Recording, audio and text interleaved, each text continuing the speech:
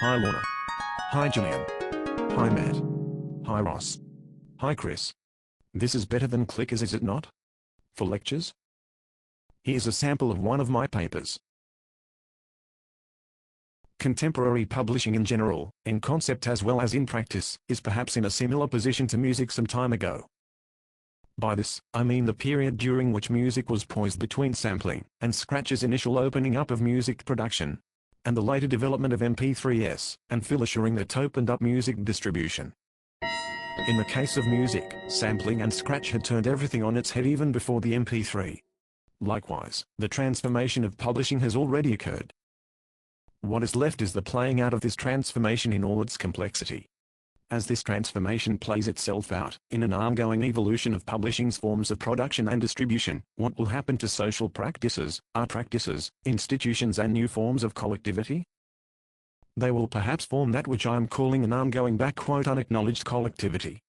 This is the ongoing processual collective that is ghosted by, and in turn ghosts, contemporary network publishing's processes and evolutions.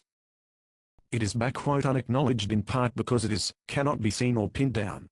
Knowledge of an unacknowledged collectivity is at best partial.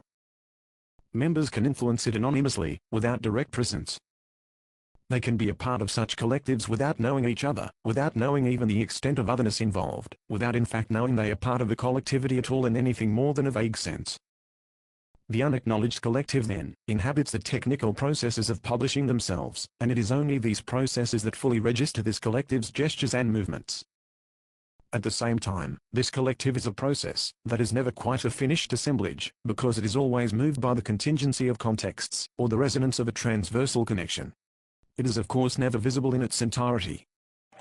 Always differentiating itself from itself, it creates a perpetual "molecular revolution across techno-social orders," as Felix Guattari put it.